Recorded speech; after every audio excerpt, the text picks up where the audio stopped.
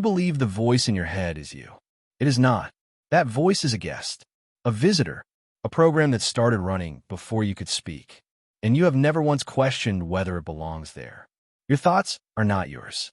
They are inherited, borrowed, installed by parents who meant well, but were themselves running borrowed code, by teachers who taught you what to think, not how, by a culture that profits from your confusion, by algorithms designed to feed you the thoughts that keep you scrolling, spending, fearing, obeying. The voice in your head is not a single thing.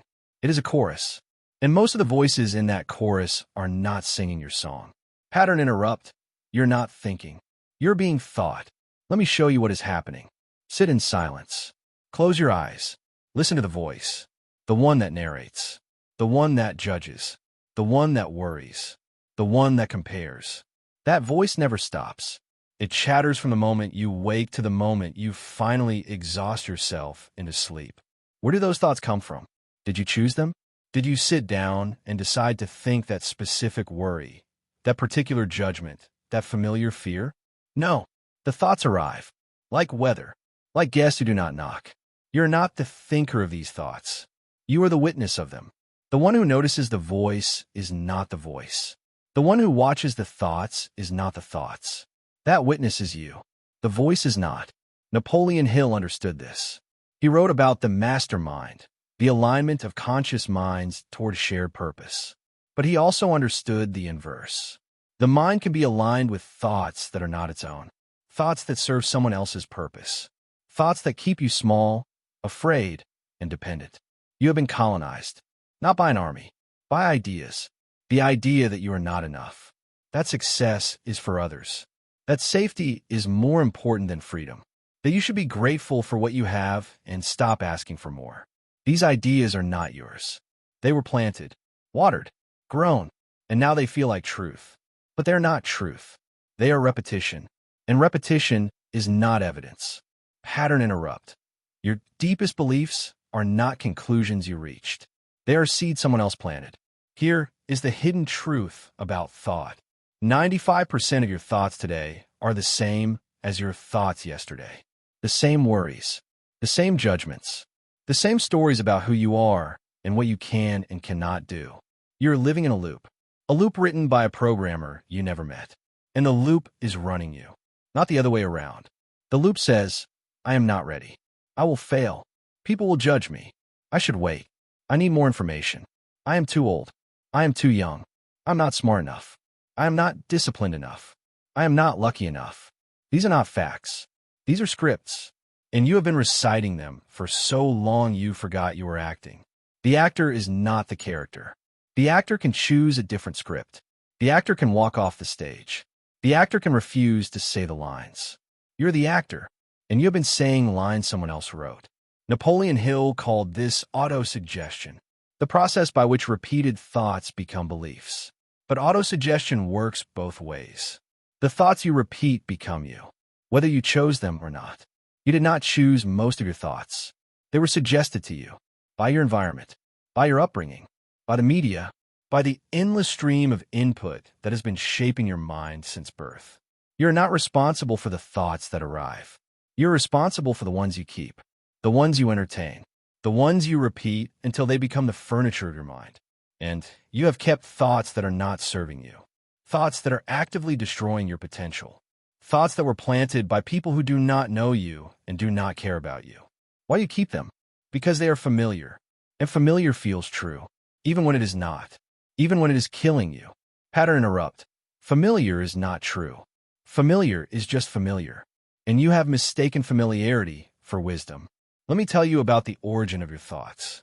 Before you were 5 years old, your brain was in a state of hypnosis, a theta state, highly suggestible. Every word, every tone, every reaction from your parents and caregivers was being written directly into your subconscious. Not as opinion, as fact. You're not safe. You are not lovable. You are not capable. You are a burden. You must earn love. You must be perfect. You must not fail. These are not your conclusions. These are imprints, left by people who were themselves imprinted. A chain of conditioning stretching back generations. You're not responsible for the imprints. You are responsible for what you do with them. You can leave them as they are, running in the background, shaping your choices, limiting your life, or you can examine them.